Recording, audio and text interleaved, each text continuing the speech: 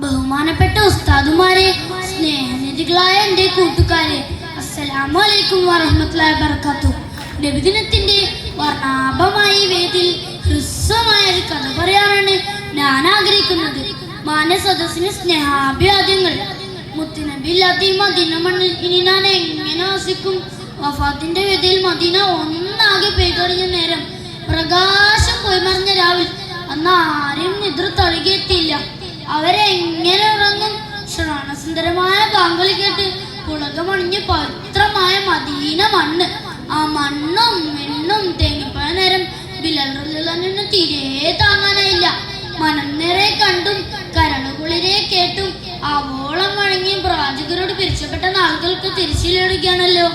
ഇല്ല, തിന്നബില്ലാത്ത ഈ മദീന മണ്ണിൽ ഇനി എനിക്ക് പാർക്കാനായില്ല. നക്ഷത്രങ്ങൾ കണ്ണു ചിമ്മിയ രാവിൽ, രാക്കുയിൽ പത നിർത്തിയ നാളിൽ, മൂന്നിലാവ് പുഞ്ചിരൊഴിഞ്ഞ ആ വേളയിൽ ഇനി ഞാൻ ആർക്കു വേണ്ടി ബാങ്ക് വിളിക്കും? മാനത്ത് അന്തിച്ചോപ്പ് വന്ന നേരം ബിലാൽ റളിയല്ലാഹു ഡമസ്കസിലേക്ക് യാത്രയെ, ആരോടും ഒന്നും മുറിയാടാതെ.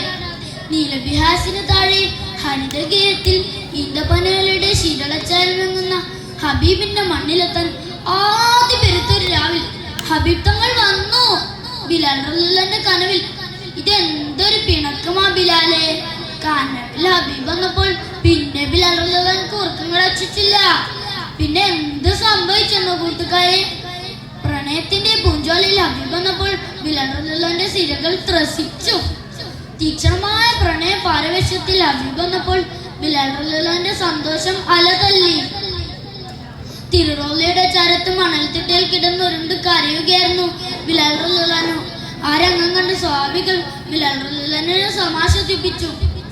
ഹസനും ഹുസൈനും രണ്ടുപേരും ഓടിയന്ന് ബിലാൽ റളിയല്ലാഹുവിനെ വാരിപ്പുണർന്നു. പുണ്യമദീനയിൽ ഹബീബ് ഉണ്ടായിരുന്ന പുഷ്കലമായ കാലം തിരിച്ചതുപോലെ അനുഭവപ്പെട്ടു. ഹസനും ഹുസൈനും രണ്ടുപേരും വിനയതരായി ബാങ്ക് വിളിക്കാൻ ആവശ്യപ്പെട്ടു. ഒഴിഞ്ഞു മാറാൻ പലതരത്തിലും ശ്രമിച്ചെങ്കിലും തിരുനബിയുടെ കരളിന്റെ തുടിപ്പായ ഫാത്തിമ ബിയുടെ രണ്ട് റോസാപ്പൂ പോലുള്ള മക്കളല്ലേ അവർ? ഇതിനാൽ എങ്ങനെ നിരസിക്കും? ഒടുവിൽ അത് സംഭവിച്ചു. മദീനയിലെ കാറ്റലകൾ ആ സ്വരലയങ്ങളെ ഈന്തപ്പന മരങ്ങളിലേക്കും ഇലകങ്ങളിലേക്കും എത്തിച്ചു. അല്ലാഹു അക്ബർ, അല്ലാഹു അക്ബർ. തൗഹീദിന്റെ അമരത്തിന് മദീനയിലേക്ക് പെയ്തിറങ്ങിയപ്പോൾ ഹർഷപുളകിതമായി. ഈ ഷഹാദത്തിന്റെ വചനങ്ങളാണ് ഉരുവിടാനുള്ളത്. അഷ്ഹദു അല്ലാ ഇലാഹ ഇല്ലല്ലാഹ്. ചുണ്ട് ചുണ്ടോട് മുത്തം വെക്കുന്ന മുഹമ്മദ് എന്ന വാക്കിലേക്ക് തന്റെ നാദീസ്വരങ്ങൾ ചേർക്കുമ്പോഴേക്കും ബിലാൽ റളിയല്ലാഹു പ്രജ്ഞേറ്റു വീണുപോയി.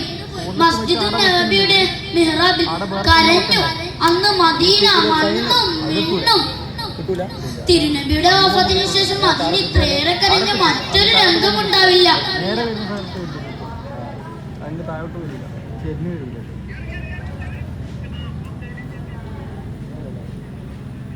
ആ ഇടകങ്ങളിൽ നിന്ന് വിസ്മയത്തോടെ പുറത്തേക്ക് വന്നു. പൊട്ടിക്കരയിച്ച ആ ബാങ്കുലിൽ മദീനത്തുർ റസൂൽ സുരഭിലമായ സമൃദ്ധിയിൽ ശോകമുഖമായി. എങ്കിലും ഗ്രഹാതുരം ഗതകാലത്തേക്ക് വലയം കൊള്ളുകയായിരുന്നു ആ അനർഘ നിമിഷങ്ങൾ. മദീനയിൽ ഒന്ന് അണയാൻ, കനവിൽ ഹബീബിനൊന്ന് കാണാൻ വിധി കൂട്ടണേ നാഥ. ശുഭം. എന്റെ വാക്കുകൾക്ക് വിട.